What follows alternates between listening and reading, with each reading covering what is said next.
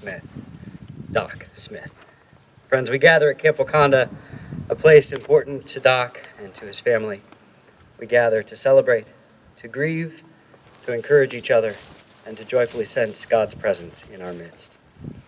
As we gather today, we celebrate in worship. And I appreciate each of you coming, bringing your masks. We have extra masks available at the table if anybody needs one. My good friend Rick over there can bring one out to you. If you haven't had your temperature checked, make sure you do stop by that table and get that done today. We will be gathering after service for a time of refreshment and a time to delight in God's creation in our midst. And so I invite you to look forward to that as we gather today. As we enter now into a time of worship, let us do so with prayer. O God of grace, we give thanks for your presence here today, for the warmth of your Spirit blowing in our midst. We give thanks for Jerry's life. And as we remember him, we celebrate your presence and your delight and your reminder that when death comes, it is not the end. Speak into our hearts today through scripture, through song, and through time together. May we be reminded of the great cloud of witnesses that goes before us, to surround us, to strengthen us, to uphold us throughout our lives. And may we live as people who recognize your kingdom in our midst, even now. Amen.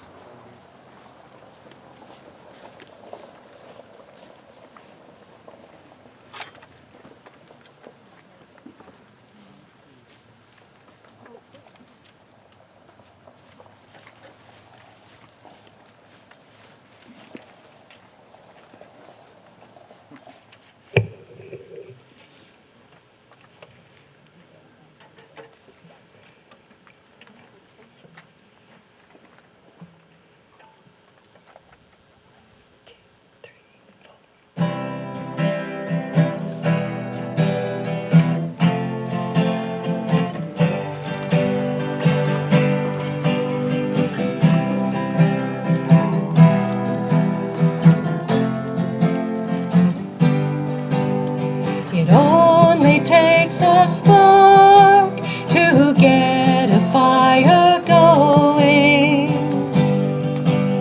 and soon all those around will warm up in its glowing. That's how it is with God's love. Once you've experienced it, you spread his love to everyone you want to pass it on. What a wondrous time in spring, when all the trees are budding. The birds begin to sing, the flowers start their blooming. That's how it is with God's love. Once you've experienced it, you want to sing. It's fresh like spring. You want to pass it on. I wish for you, my friend, this happiness that I found. You can depend on him. It matters not where you're bound. I'll shout it from the mountaintop. I want my world to know the Lord of love has come to me. I want to pass it on. That's how it is with God's love. Once you've experienced it, you spread his love to everyone you want to pass it on.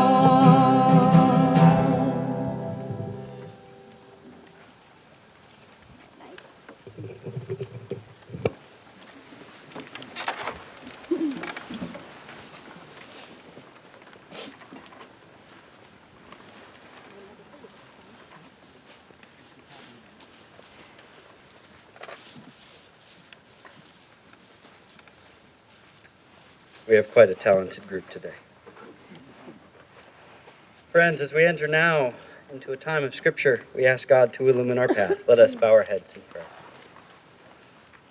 O God, shape us by your word today, that in your light we might see light, and in your truth find freedom. Shape us, O Lord, by your word and spirit. In Jesus' name, amen. Our first Scripture passage today comes to us from the psalmist, the prayer book of the Hebrew people, Psalm 8. Let us listen together for God's holy word. Our Lord, our sovereign, how majestic is your name in all the earth. You have set your glory above the heavens. Out of the mouths of babes and infants you have founded a bulwark because of your foes, to silence the enemy and the avenger. When I look at your heavens, the work of your fingers, the moon and the stars that you have established, what are human beings that you are mindful of them, mortals that you care for them? Yet you have made them a little lower than God and crowned them with glory and honor. You've given them dominion over the works of your hands. You have put all things under their feet, all sheep and oxen, and also the beasts of the field, the birds of the air and the fish of the sea, whatever passes along the paths of the seas. O Lord, our sovereign, how majestic is your name in all the earth. Friends, this is the word of the Lord. Thanks be to God.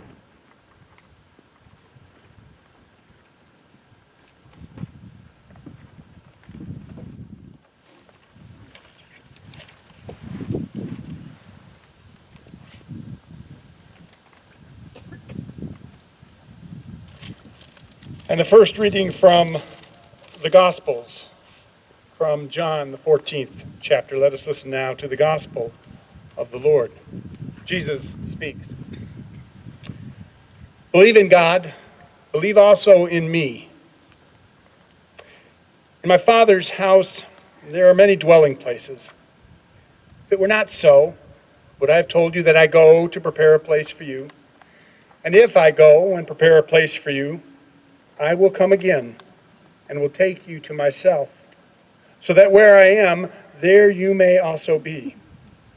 And you know the way to the place where I am going. Thomas said to him, Lord, we do not know where you are going. How can we know the way? Jesus said to him, I am the way and the truth and the life. No one comes to the Father except through me. If you know me, you know the Father. From now on, you do know him and have seen him. This is the gospel of the Lord. Thanks be to God.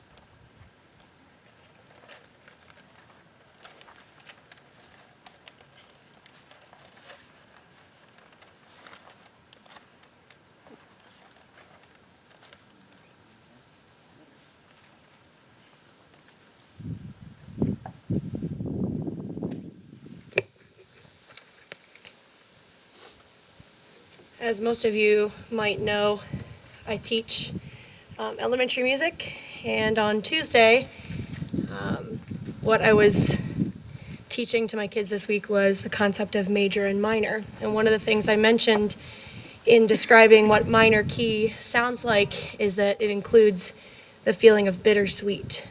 And I was talking to my kids about what that means, and I used the example of weddings, how people will cry at weddings, especially parents of bride and groom.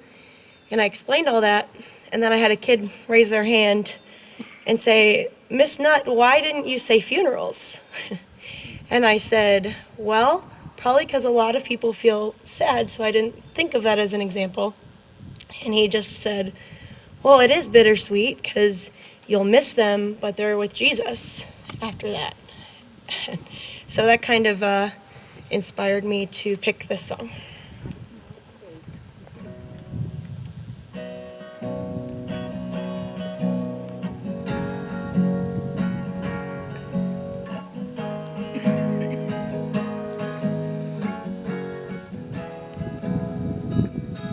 What will it be like when my pain is gone and all the worries of the world just fade away?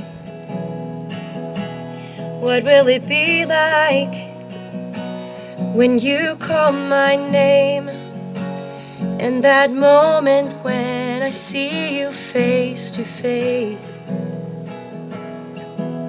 I'm waiting my whole life to hear you say, well done, my good and faithful one. Welcome to the place where you belong. Well done, my beloved child. You have run the race and now you're home. Welcome to the place where you belong. What will it be like when tears are washed away and every broken thing will finally be made whole? What will it be like when I come into your glory, standing in the presence of a love so beautiful?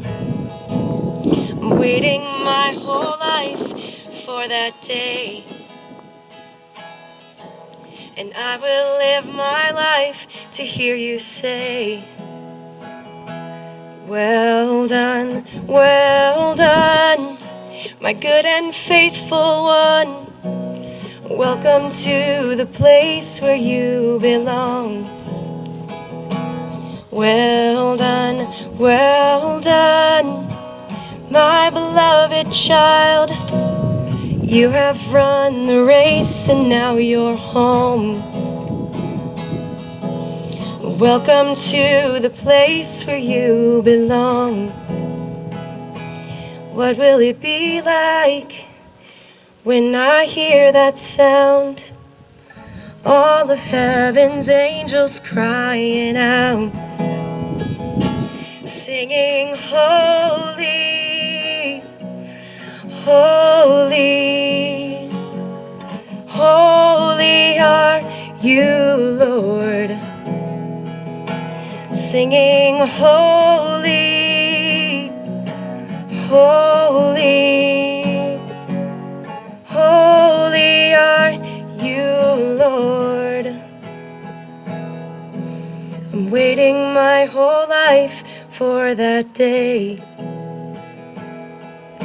Until then I'll live to hear you say, well done, my good and faithful one. Welcome to the place where you belong. Well done, my beloved child. You have run the race and now you're home. Welcome to the place where you belong. Well done.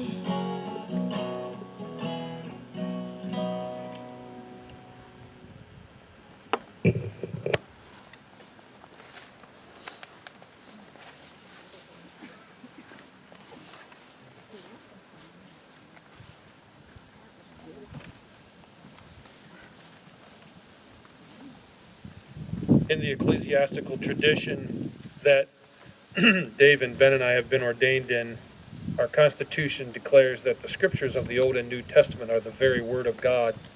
And so it's my privilege to bring you more of the gospel reading, the words of Jesus from the Word of God, beginning in verse 9 from John's Gospel in the 15th chapter. As the Father has loved me, so have I loved you. Abide in my love. If you keep my commandments, you will abide in my love, just as I have kept my Father's commandments and abide in his love. I have said these things to you so that my joy may be in you and that your joy may be complete. This is my command, that you love one another as I have loved you. No one has greater love than this, to lay down one's life for one's friends. You are my friends if you do what I command.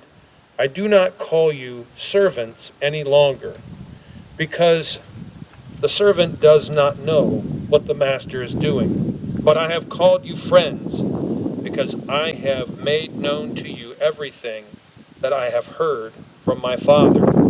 You did not choose me, but I chose you and appointed you to go and bear fruit, fruit that will last, so that the Father will give you whatever you ask him in my name.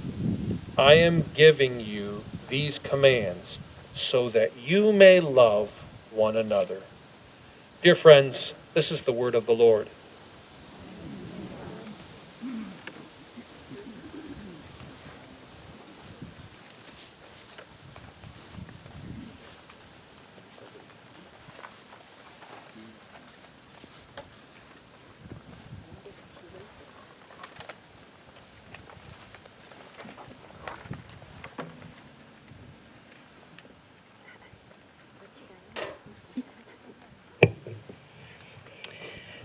Last night I couldn't go to sleep, and so I decided I would do what my dad would do when he couldn't sleep.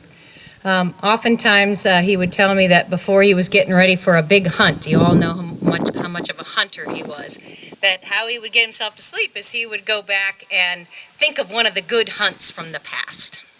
And he would just, as much detail as possible, walk through where he was and how the hunt went, and eventually you fall asleep before you get to the end of the story. So I thought, you know what, I can't sleep, and it really wasn't feeling sad. I was just pretty excited about coming down to Wakonda and having his memorial service here, and in a place that he dearly loved, and a place that so many of us find as a very special place. So I thought, I know what story I can remember. My dad didn't do a lot of riding, but sometime in the last 10 years or so ago, Brian and I and Mom and Dad decided we'd take the horses just there at the house, on a short ride. We're having a good time. My dad's wearing a cowboy hat. We get to this open field, and we start to canter, and my dad, for whatever reason, he's on Mark, the quarter horse, and he just picks his hat up off his head and yells, "Yahoo!" Well, anyone that knows horses know what happened next. That horse took a 90-degree turn, and the hat went flying, and Dad went rolling, and off the horse he went. And of course, we're all holding our breath, and then we realized he's okay, just lost the wind a little bit. And so got everything gathered up, got the hat back, and we're like laughing about it now that we know he's okay. He rolls really well. He was an athlete, he knows how to do that, so it wasn't a problem, but we're kind of giggling about it, going on our ride, and we get to the river, and we're walking across that. The wind grabs that hat, picks it up, and sends it on down the river. I managed to get that far before I fell asleep. So this song is about my daddy.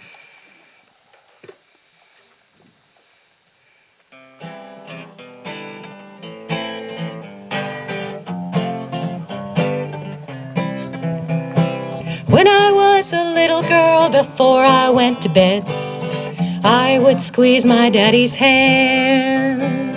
He said his hands were powerful from milking cows. Oh, how I wanted to be like him. Strong hands and a wise heart. My daddy gave us such a gift. He taught us to work hard, always do your best, and your life will be fulfilled. My dad loved helping people of all kinds, making friends everywhere he went. He had a way of making you feel special, and so proud to know him. Strong hands and a wise heart. My daddy gave us such a gift. He taught us to work hard, always do your best, and your life will be fulfilled. He had a huge heart of gold and a firm commitment to his God. His love for his family was never ending.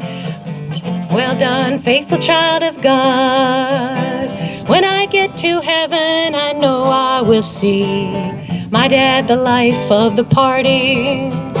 He will be grinning and giving good advice to everyone around. Strong hands and a wise heart. My daddy gave us such a gift. He taught us to work hard, always do your best, and your life will be fulfilled. He had a huge heart of gold and a firm commitment to his God. His love for his family was never ending. Well done, faithful child of God. He had a huge heart of gold, a firm commitment to his God. His love for his family was never ending. Well done, faithful child of God. Well done, faithful child of God.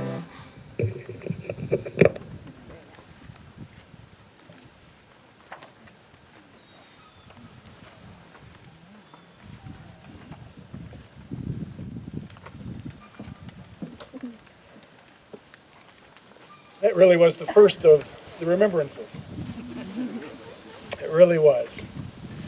But the lineup continues. This family is not known for its shyness.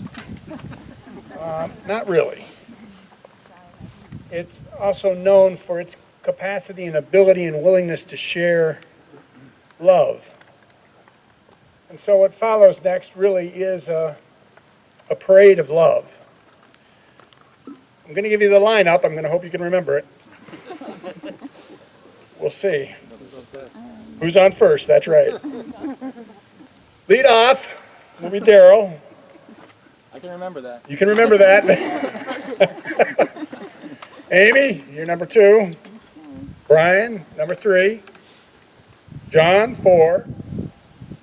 Jenny, 5. Lexi brings up the last half. Daryl, Amy, Brian, John, Jenny, Lexi.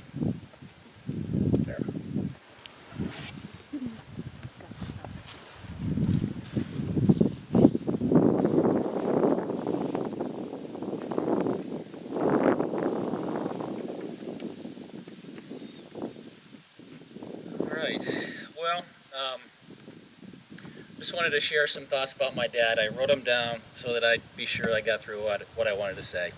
So I'll just read. So I'd like to share some thoughts about my father. I know we all have different perspectives in the way that we knew him. I hope my perspective will serve as a way to maybe know him better and a way to appreciate his memory. I'll start with the recollections of my dad from when I was growing up. Even though Dad was a busy physician, he was always there for my 3 siblings and I. 7 days a week, we'd have family dinner at the dinner table.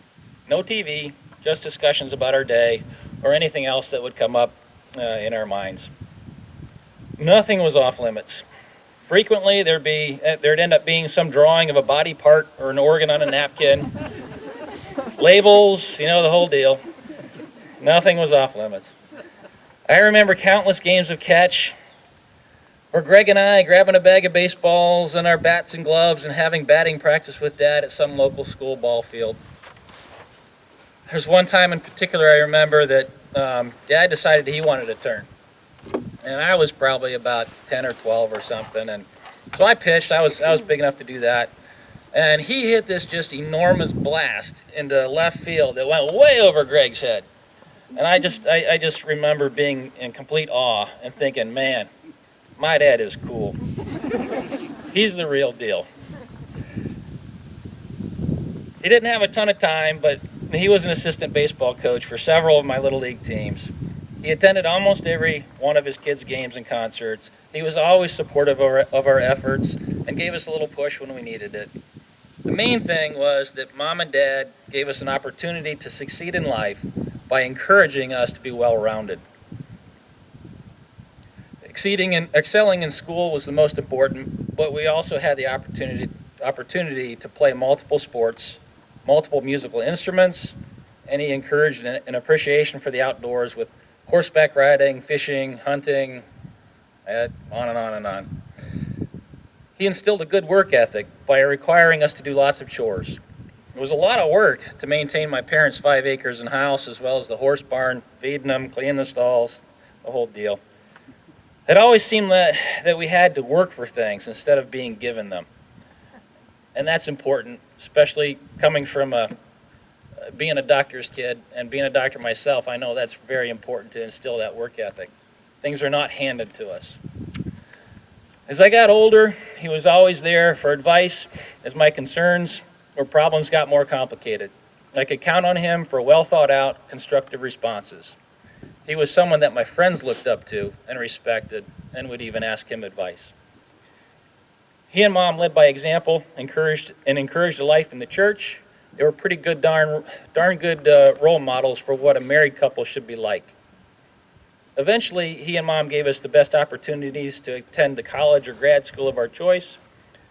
Years later, when I tried to pay him back, he just said, "Daryl, do the same thing for your kids when the time comes and we're even." I still find myself trying to adhere to that motto in many situations. Do the same thing for your kids. Works in so many ways as Amy and I try to raise our 4 children that have somehow become 4 adults, well, close to adults.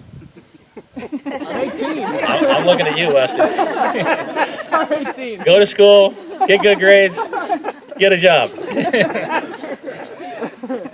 I've tried to emulate how my parents raised us in the way that I raised my own children. That's a pretty good compliment to give my parents. When I think of my father during my adulthood, I definitely got to see him in a much different light. I didn't really have a mature appreciation for his professional life when I was a kid. I didn't realize the effort and commitment that it takes to be a physician. I had no idea about the countless times that he had to leave in the middle of the night for an emergency, and then somehow seem normal the next day for his kids and his family. However, when I returned to Canton to begin my own career as a physician, that all changed. I was immediately flooded with docs telling me how much they liked and respected my father. They told me lots of stories, how willing he was to go the extra mile to help their mutual patients. He definitely helped countless patients over his many years in his GI practice with his knowledge, technical skill as an endoscopist, and people skills. He could always find a way to relate to people. In fact, to this day, it's very common in my office to have a patient ask me if my dad is Jerry Smith. And then when they find out he was, then grin and break into a story about how much they liked him or how much he had helped them.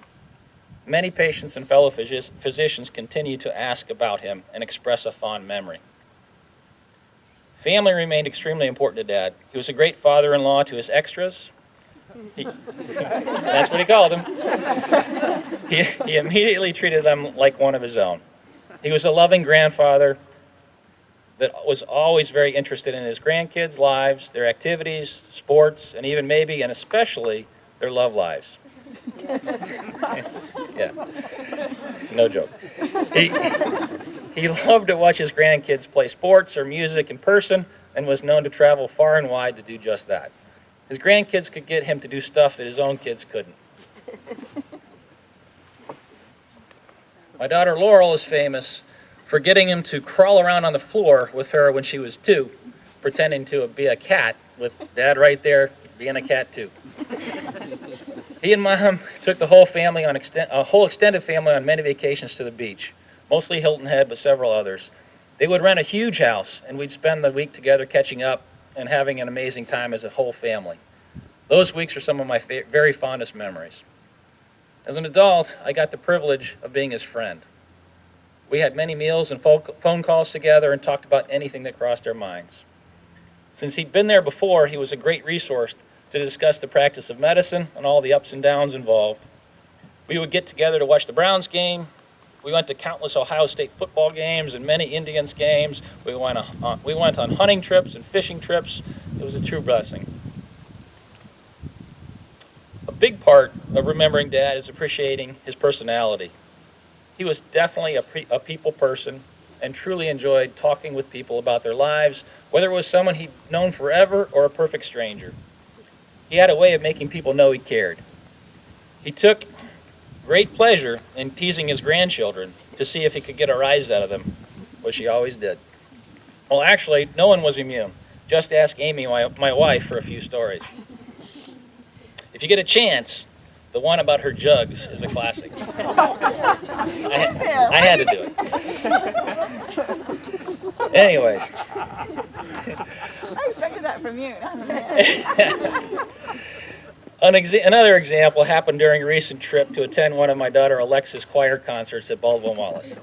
We had a nice dinner, great concert, nice dinner afterwards, during which he, of course, struck up a heartfelt conversation with our very pregnant server. On the way out, in classic Dad fashion, he remarked, "Have a nice baby." That phrase has been repeated many, many times by his giggling grandchildren in a testament to their unique grandfather. As he got older, he lost more and more of his filter, but that was okay. Because we all knew that he loved us, and at his core, he wanted the best for each and every one of us. We have innumerable dad/grandpa stories that we'll cherish and recall and retell each other for the rest of our lives. In summary, Dad was an amazing father that provided unlimited opportunities for his kids and family that I will continue to emulate my whole life. He was a gifted gastroenterologist that touched the lives of countless patients and was a great asset to the medical community. He was a man of strong faith that contributed his time and his talents to his church and to his God. He was my rock. He was my role model. I know that I speak for all of us when I say that I will cherish his memory and strive to live up to the best of his qualities. May God bless you, Dad. I'm certain you are reunited with Mom and at peace. I love you.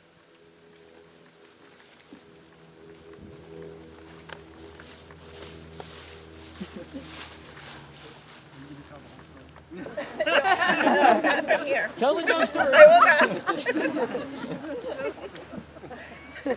I can't believe you did that.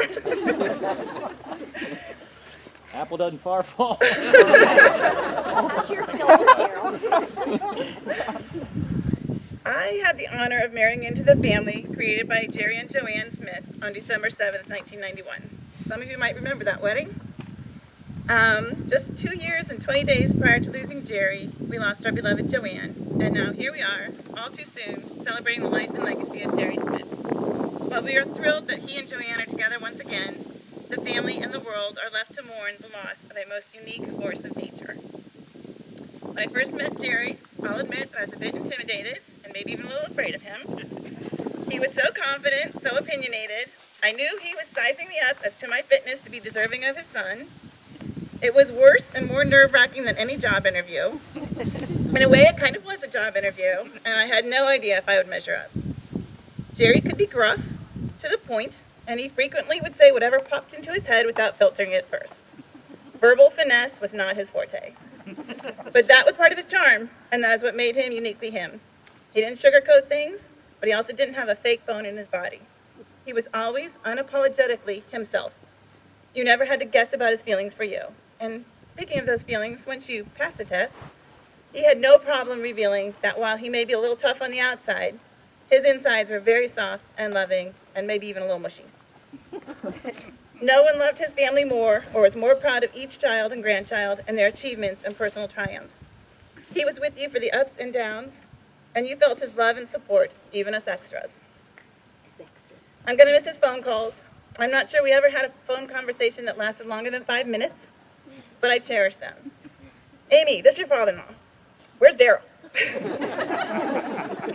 Amy, this is your father-in-law. I just called to see how you were doing. Amy, this is your father-in-law. Just wondering if you won your tennis match. Jerry called me every day of my 14-day bedroom quarantine earlier this year. The conversations were probably less than a minute, but he took the time to let me know that he was thinking of me and felt bad that I was stuck in my bedroom.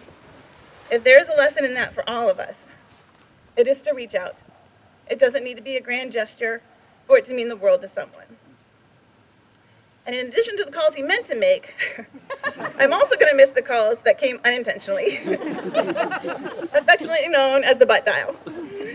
Since my name begins with an A, I was one of the first in his phone, and I can say that I was a frequent recipient. And I'm going to miss those too. Jerry wasn't the best when it came to receiving gifts. These are too small, Brian. You can ask him about that. Again, if he didn't like it or didn't understand what it was, you knew it. He wouldn't pretend like you were supposed to when you get a gift that you don't quite want. But he was like a kid when it came to giving them. A year ago, he was so excited to give me a gift. He told me the minute he ordered it, saying how it was the perfect gift for me, and he could not wait for it to come. I couldn't imagine what had him so animated and excited. When it arrived ahead of my birthday, like 2 weeks ahead, he couldn't wait, and he gave it to me immediately, unwrapped, handed me the box. So he handed me this box, and inside was the necklace I'm wearing today.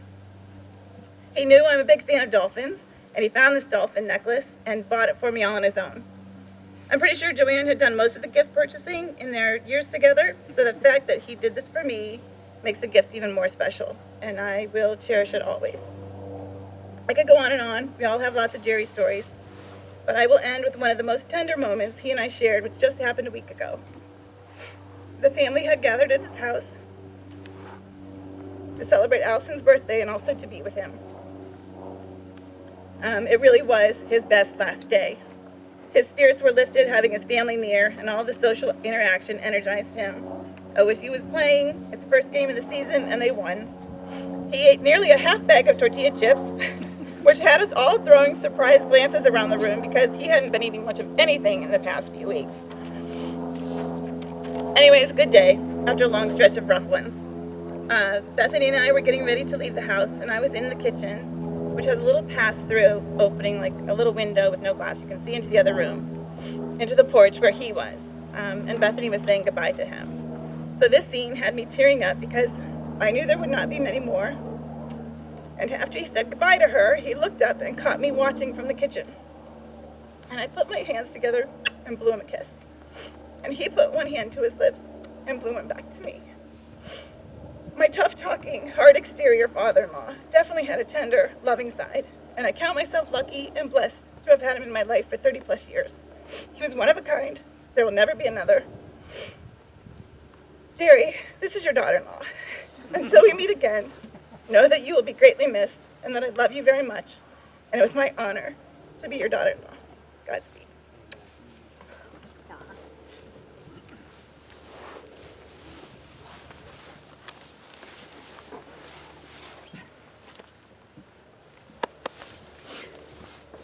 The source and beginning of this extras thing is up for debate. I frankly ascribe that to Daryl and not to Jerry, but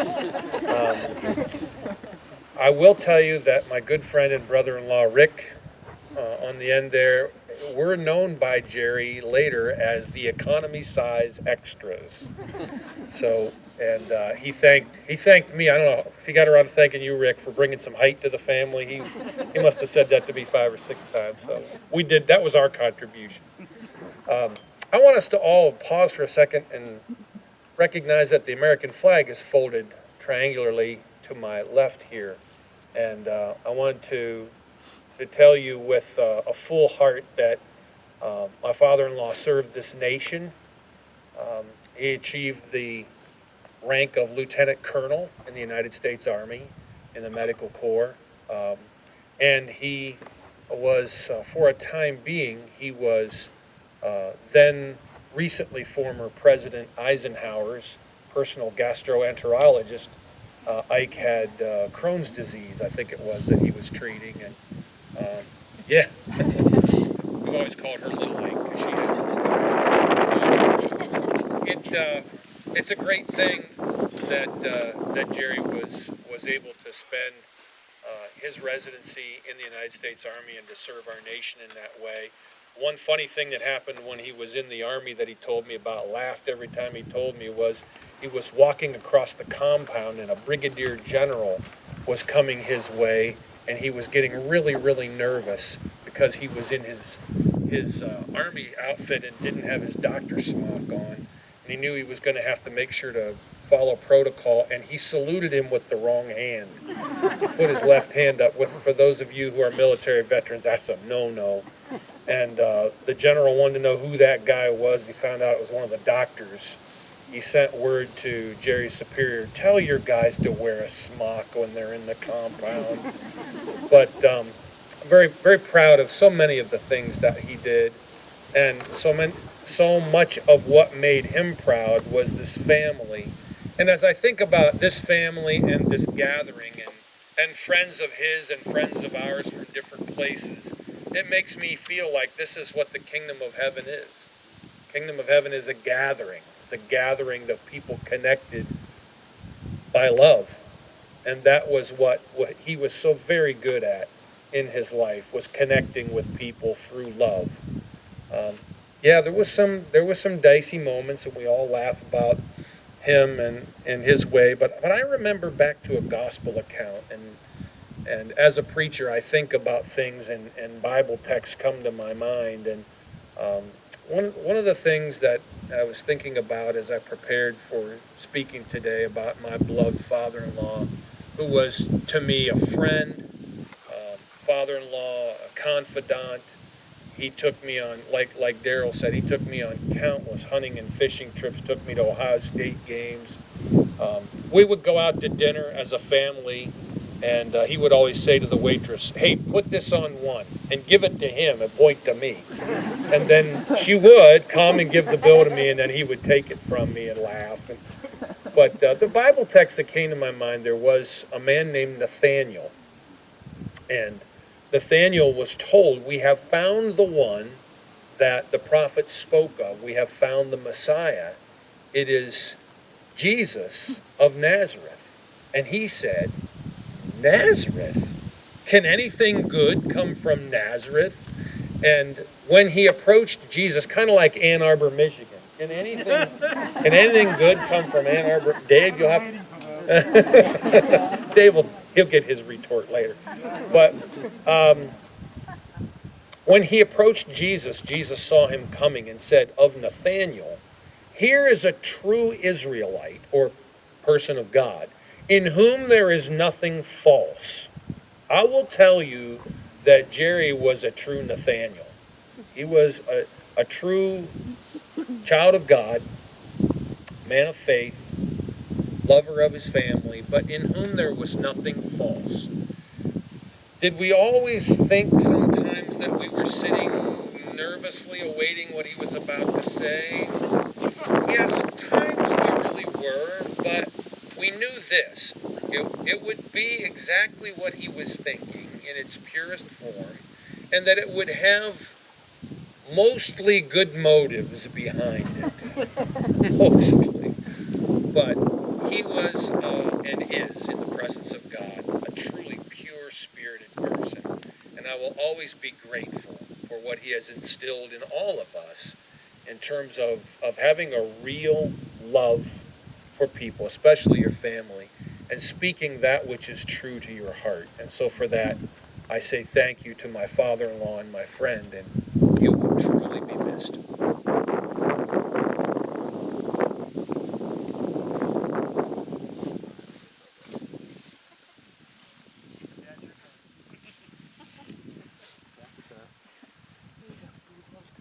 Hello.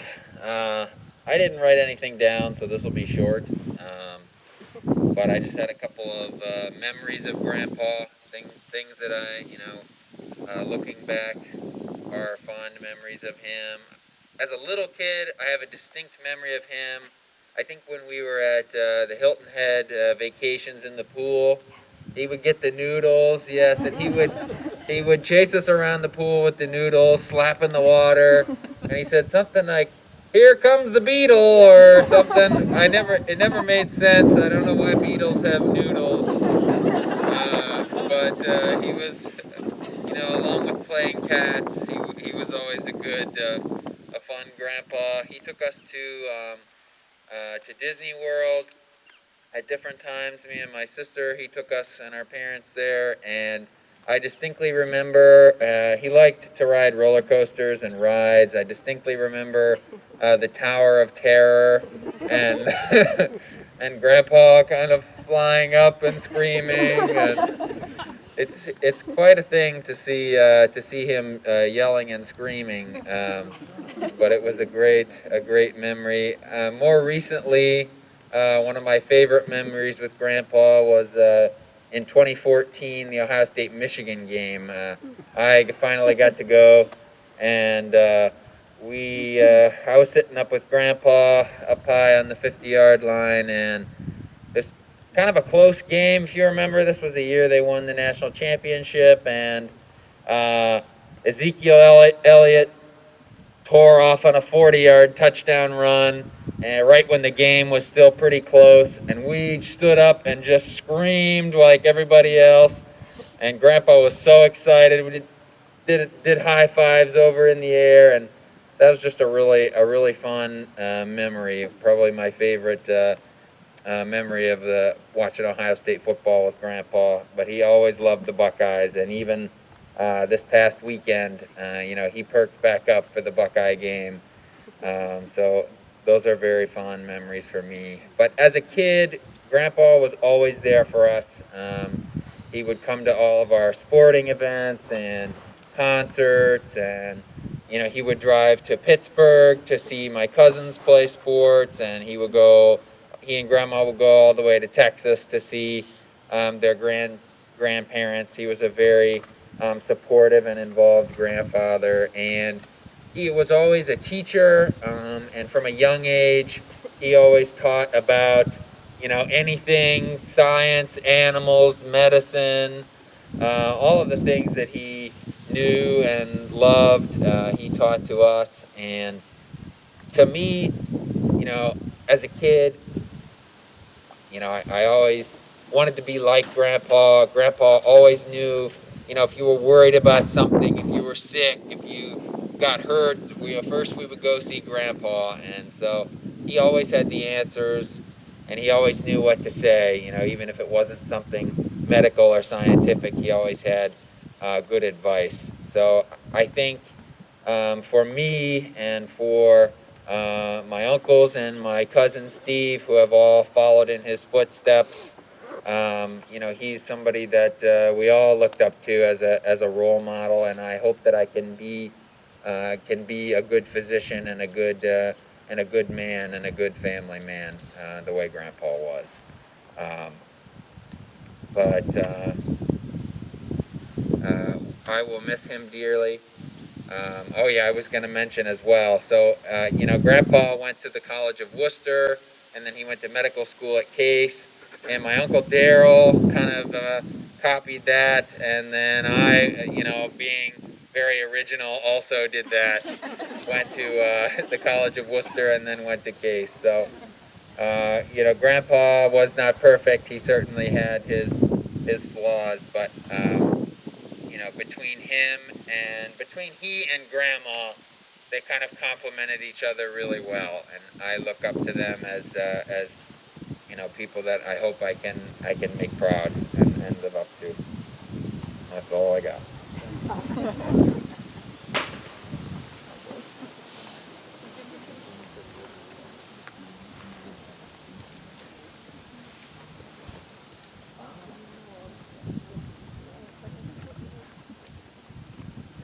Okay. So, I went to Worcester. Let's go Scots! But I did not go to Case Western Reserve. I went to Michigan. Go Maize and Blue. Okay, I feel better now. Thanks for laughing with me. In times like these, we lean on each other, and my poor brain has lost track of all the conversations and texts I've had. But one dear friend said the very thing I'd been feeling. She said she loved Jerry because he was real. Yep, Dad was real. Dad spent his professional life working as a gastroenterologist, helping people with problems with their digestive tract, Much of his work involved counseling because emotional struggles affect our stomachs. Most people avoid painful subjects or difficult topics, but not my dad. He waded right into the trouble, whether it was a health issue, a bad decision, a bad sports play. He said what he thought. He met you where you were, and I loved him for that. Sometimes he said things that were politically incorrect, but you always knew where he stood. When Dad retired in 1996, Mom said to me, "I had no idea how social your dad was. All those years with talking with people while he was working as a physician, when he lost the daily patient and colleague interaction, he began doing new things that he hadn't done before, but they all involved people. He became an elder at Christ Church. He and Mom helped establish the Nature Center here at Wakonda, and he gathered dead animals and got all the flesh eaten off by the mealyworms so that they could be displayed in the Nature Center. And he came here to teach kids about God's creation. And he went on mission trips to Pine Ridge, South Dakota. And of course, as you've heard many times already, he spent time with his family. Just a quick illustration. I was never a particularly successful athlete, but somehow God ordained that my husband Rick and I would raise 3 young men who all played college sports. Rick and I made our first college baseball trip to Florida in March of 2015. Dad said he wanted to join us the next year. In all, Dad made 4 trips to Florida with us to cheer for his grandsons and the baseball teams of Case Western Reserve University and Grove City College. He told me he loved going because it took him back to when he was young and strong and reminded him of the joy he had playing baseball when he was their age. Dad would sit with me and watch and cheer for a while, and at some point he would complain of being stiff, and he'd get up to walk around. Our youngest son is very much a people person, like my dad, and I temporarily lost him at many ball fields and gyms over the years. But it's really bad when you lose your 80-year-old dad. Fortunately, there was always another parent who would guide my eyes to the missing father. It's funny, I don't know which he enjoyed more, the baseball, our company, or socializing with the other parents and ball players. What I do know is that the parents told me all the time that they loved my dad and asked about him when he wasn't at games. One of the ball players' fathers, who was on 3 of the different trips to Florida with where my dad was, said to me this spring, "I love your dad. He is a breath of fresh air." If you made a bad play, Dad was going to say it was a bad play. He was also going to say something to you if you made a good play. And as any good sports enthusiast, he was happy to make predictions about the future successes of players to encourage them. As the second scripture, John 15:17 said, we are called to love one another. Jerry Smith loved people, and I imagine that is why you are here. Dad was real. He was indeed a breath of fresh air. He never met a stranger. He loved God. He loved nature. But most of all, he loved one another.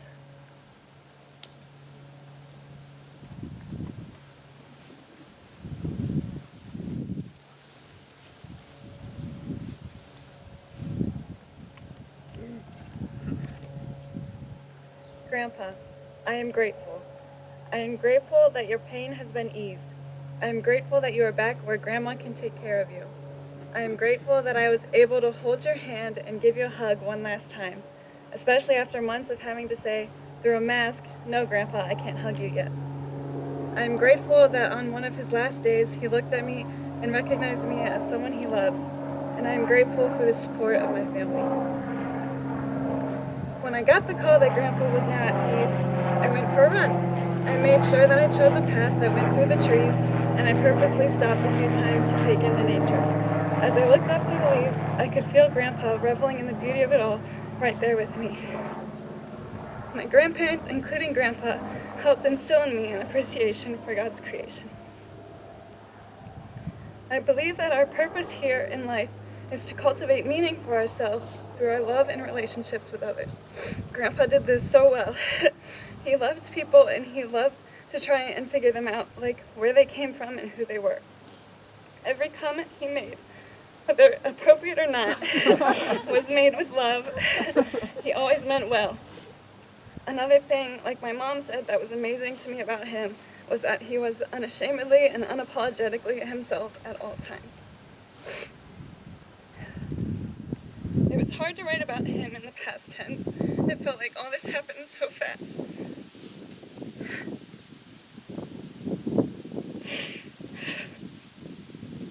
But I know that in the present tense,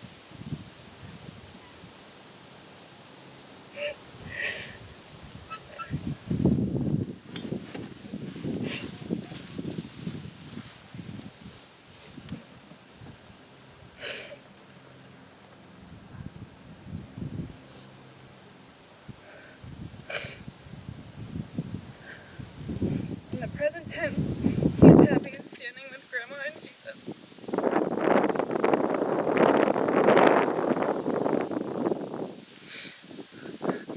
I think of Grandma every time I see a rainbow, especially if I'm skiing. And now, I will think of Grandpa too.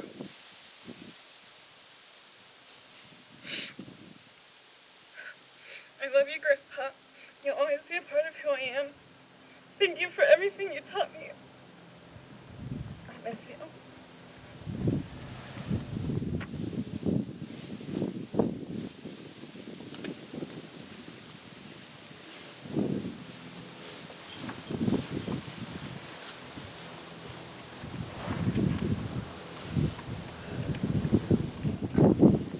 Thank you all.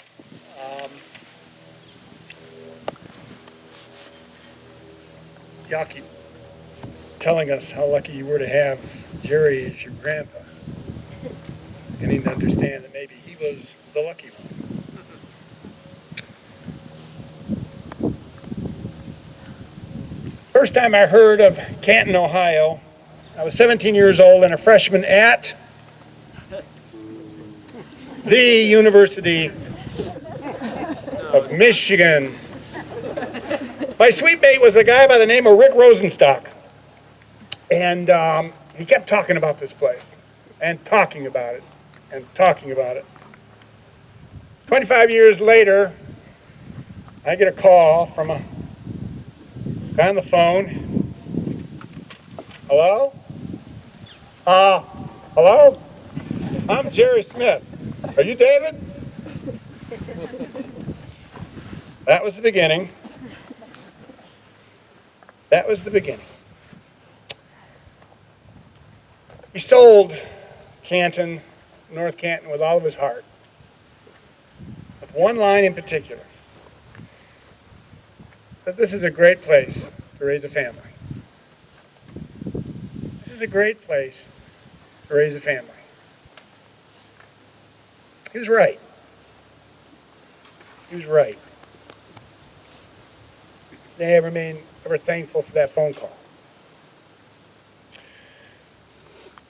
What else is there left to say? 6 speakers. And yet you guys know as well as I do that there's still an awful lot to say about this man. Nothing was hidden. He's an open book.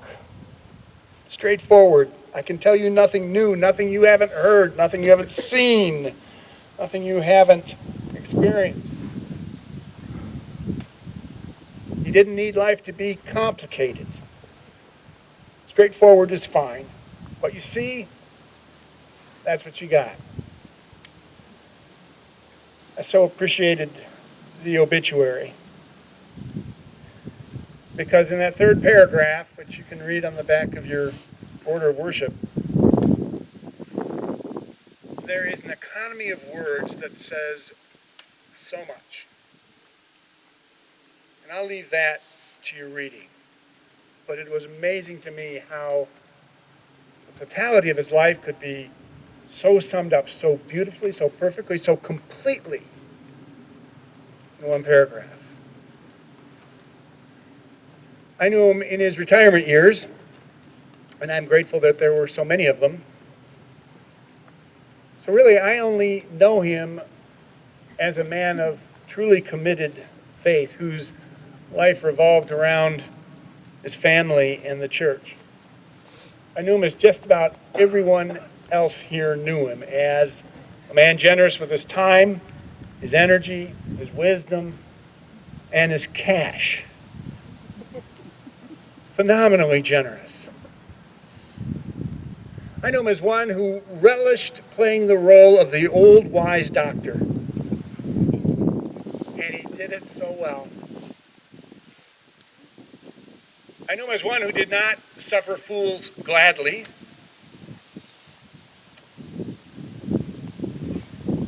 And yet, I never knew him to have an enemy. I never heard anybody say a bad word about him. Not once. Somehow, you knew you were blessed if he was in your life. You just knew it. Part of the fortunate few if you were in his orbit. He would tell you if you were acting or speaking or thinking foolishly, but it never undermined his care, his compassion, his grace, or his love for you. Not ever. We all knew him as we've mentioned before, a plain-spoken man who spoke his mind. So much so that sometimes you just had to slap your palm to your forehead and say, did he really say that? And yes, he did. And it was okay. I knew him as a man who said, oh, geez, a lot. A lot. I knew him as one who could laugh at himself and did it willingly, and sometimes often.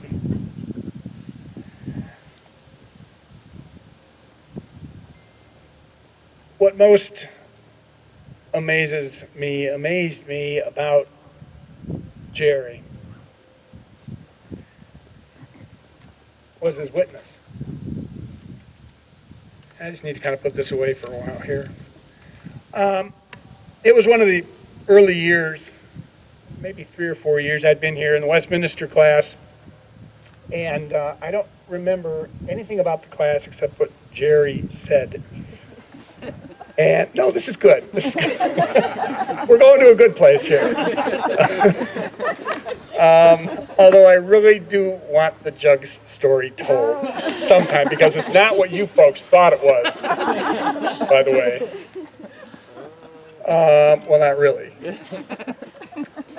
Westminster class, Sunday morning. Don't remember what the subject was about, but at one point Jerry stood up and said out loud, in front of everybody, I had a problem with alcohol. I had a serious problem with alcohol. And it's right about then that the leader of the class, me, began to sweat.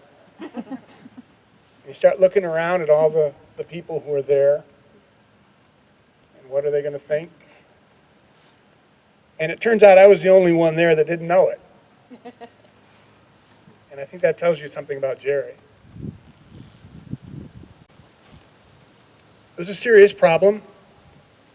He wasn't proud of it, but neither was he ashamed of it, in the sense that he began to understand, I think, early on that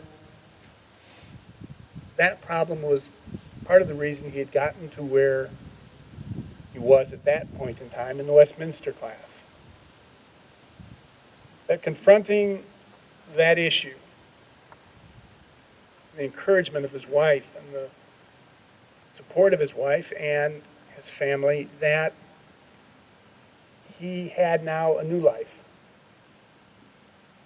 And his faith life in those moments, in those days, took a deep, deep dive for the better.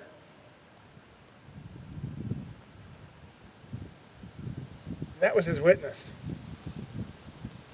And he would share it freely.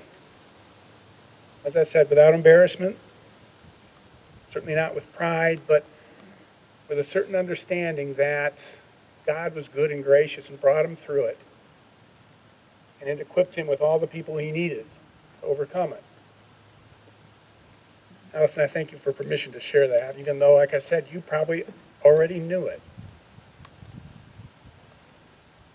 So I knew Jerry as an elder in the church, as a man who was phenomenally dedicated to the ministry of that church, supportive of its staff in every way imaginable, who dug deep into his love for people and involved himself in a mission out west with everything he had in him. And then there's Wakonda, this place. I cannot begin to tell you how many hours, how many dollars, how many heartbeats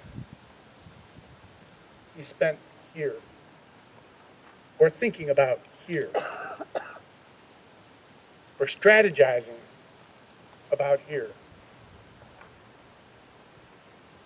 There are a few things that COVID has done. It's kind of rearranged our lives in not so helpful ways, but I'm not sure we would have thought of having a service out here if it weren't for it. And so I'm thankful for this opportunity to be here in his place and in his space, because I understand that in this place he understood himself to be in the presence of the way, the truth, and the life. And here he was able to connect in some powerful and real ways with his Lord and his Savior. Thankful that in this place he was able to love as he was loved. Here he lived the great commandment beyond his family. Here his witness was strong, full, complete in Christ. I am fond of ending eulogies with a vision, because I think it's a powerful vision and it's given to all of us. And that vision is, in this case of Jerry, now standing healed and whole. The troubles of his body are gone. The pain is surely diminished. It exists no more. You can hear his laugh, his chuckle. You can hear his voice, as it was not that long ago, frankly, filled with a certain joy and wonder of its own. That's the way it is now. He stands before his Lord and his Savior, who has healed him, who's made him whole. The vision includes the saints who've gone before us. They stand with him, around him. One in particular, we know. Jerry and Joanne are together again, as we commonly write in our obituaries. But it is the truth. It's the vision I want to leave with you today, because it is a joyous vision. It is a real vision.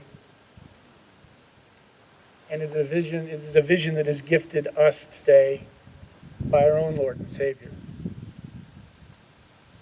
He whose love is so deep and so wide,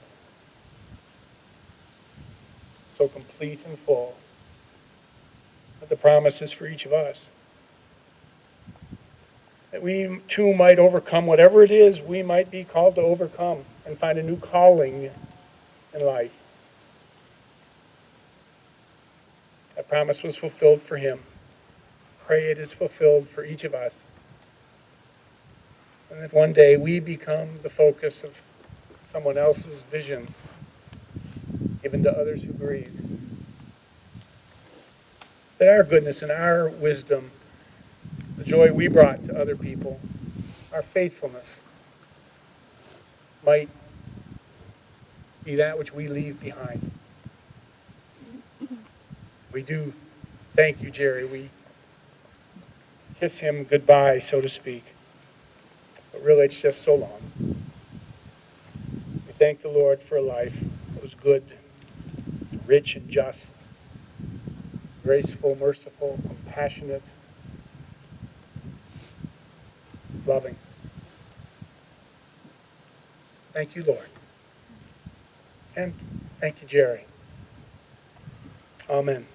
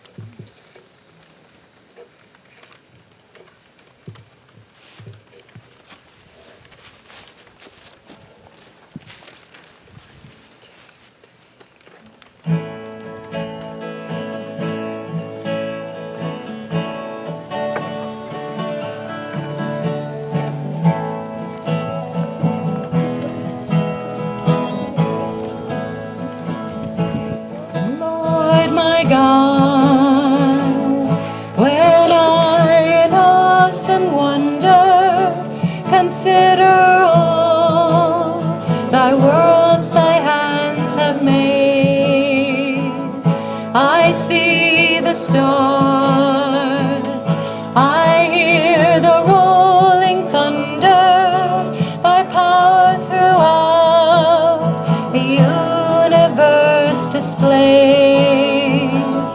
Then sings my soul, my Savior God, to thee. How great thou art, how great thou art. Then sings my soul, my Savior God, to thee. How great thou art, how great thou art.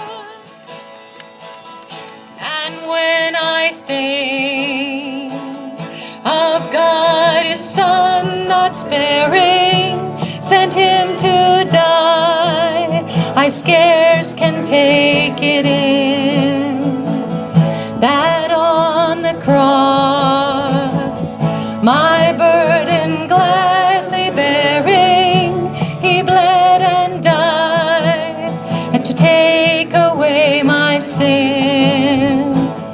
Then sings my soul, my Savior God, to thee.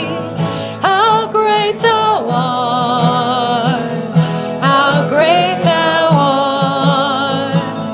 Then sings my soul, my Savior God, to thee. How great thou art, how great thou art. When Christ shall come with shouts of acclamation and lead me home, what joy, my child, my heart. Then I shall bow with humble adoration and then proclaim, my God, how great thou art. Then sings my soul, my Savior God, to thee. How great thou art.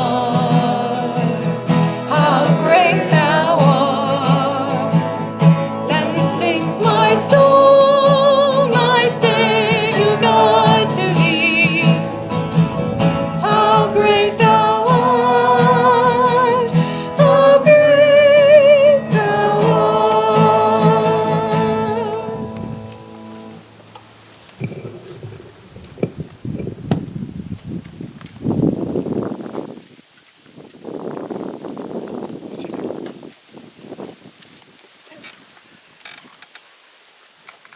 Let us pray.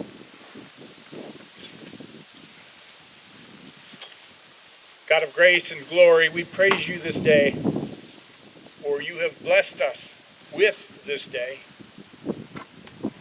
And we bow before you to acknowledge also our gratitude for the life of Jerry Smith, for all that he was to us, to your church, to your service and your kingdom.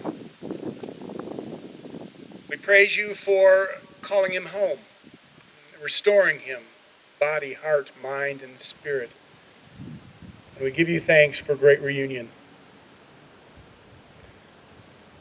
We thank you for calling us together in fellowship, that we may be one to the other, a support and a nurture. We've gathered, Lord, that we might support, care for his family. So really, Lord, the prayers are for them now. We ask you to hold his children, their families,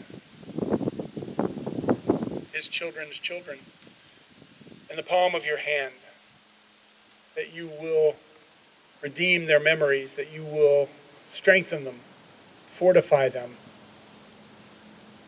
that the memories of their grandfather and their grandmother may be made strong, full and complete in their spirits, that those memories may nourish them, not just today, not just tomorrow, not just the coming weeks or months, but throughout the course of their journeys, that may see in him your work and find that to be an encouragement. So bless this family, Lord. The power of your Holy Spirit, anoint them, keep them safe, and allow those of us who have come to stand with them and beside them may not forget that the day ends, but their journey does not, nor does their grief, but it will live on. May we serve them as a faithful people. Now we pray that you will hear us as together we lift up to you the prayer Christ himself taught us, saying, Our Father, who art in heaven, hallowed be thy name. Thy kingdom come, thy will be done, on earth as it is in heaven. Give us this day our daily bread, and forgive us our debts, as we forgive our debtors. And lead us not into temptation, but deliver us from evil. For thine is the kingdom, and the power, and the glory forever. Amen.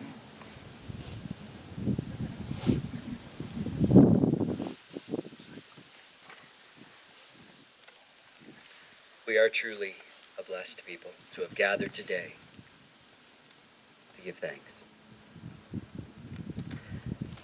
Jerry, as we heard, was a father-in-law, a grandpa, daddy, oddly a beetle, but truly a child of God in whom there was no deceit. We give thanks for his life. And today, as we spend time, we don't just gather now for worship, we gather too for fellowship. We gather to celebrate. And the family has provided food for that time of fellowship, which we'll share over here in just a little bit. I do encourage you to maintain social distance, wear your masks when you're not eating, but beyond that, to walk the grounds. This was a space that Doc loved, truly. The Nature Center is just beyond the activity building here, and it's open. If you've not been in there or haven't been there for a little while, go in, spend some time. I can hear Doc's stories every time I walk into that building, appropriate or not. Spend time in these grounds, in this space where he sensed the holy, and I pray you sense the holy as well. The restrooms in the lodge are open. There's fire pits, various places. I think there's fires in the lodge. There's going to be one back here. There's one at Love Circle. Find a place, a time to spend and to delight as you share memories, as we hear stories, and as we spend time in God's presence. To close our time of worship, we're going to, in just a moment, stand and sing Shalom. It's the way we end every day here at camp. It's the way we would bless each other before going off to bed to our cabins. So as we do so, I invite you to imagine that you're blessing each other, because it's not a farewell. It's not a goodbye. It's an I'll see you again. That's the message that we hear today in Scripture as well. We'll see Jerry again. And so I invite you to stand. And around your family group, if you'd like to cross your arms right over left, you're welcome to do so. And pretend you're reaching out to your neighbors across that are 16 feet away. And taking their hands as well. The words are simple. Shalom, my friend. Shalom, my friend. Shalom, shalom. I'll see you again. I'll see you again. Shalom. We'll sing it twice through. Let us join together. Shalom, my friend. Shalom, my friend. Shalom, shalom. We'll see you again. We'll see you again. Shalom, shalom. Shalom, my friend. Shalom, my friend. Shalom, shalom. We'll see you again. We'll see you again. Shalom, shalom. Amen.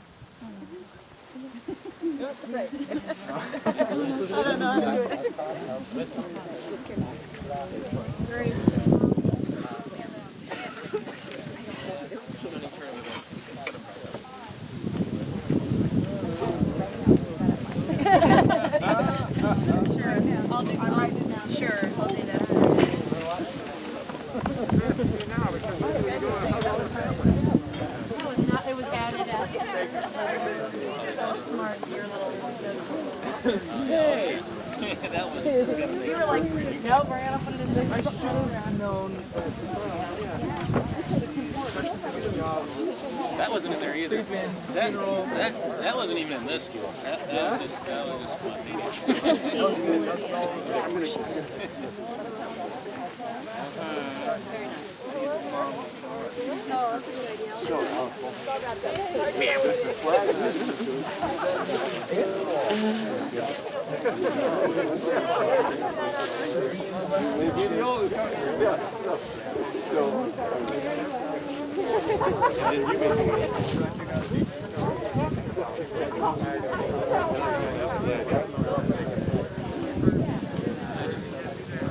Yeah, no, that was just an hour.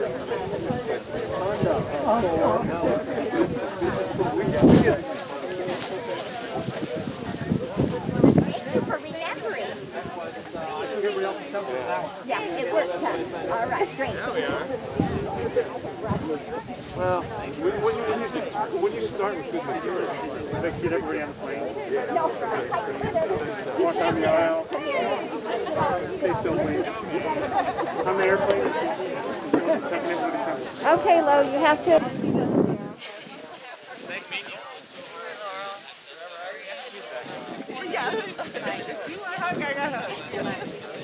How are you doing?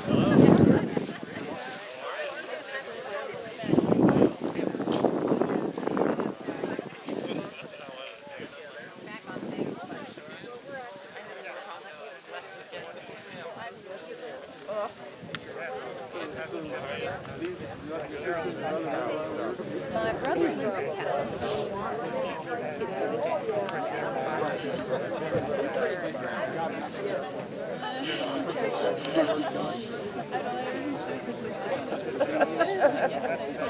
Okay.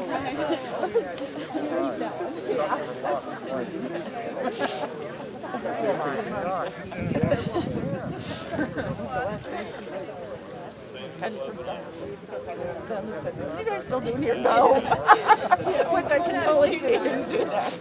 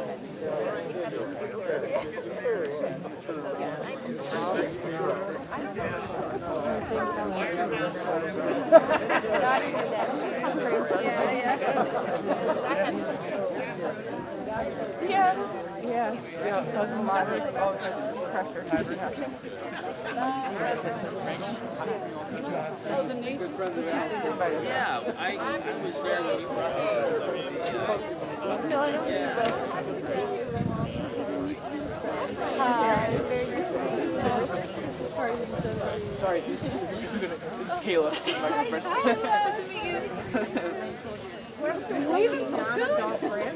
I'm an adult. I'm an adult.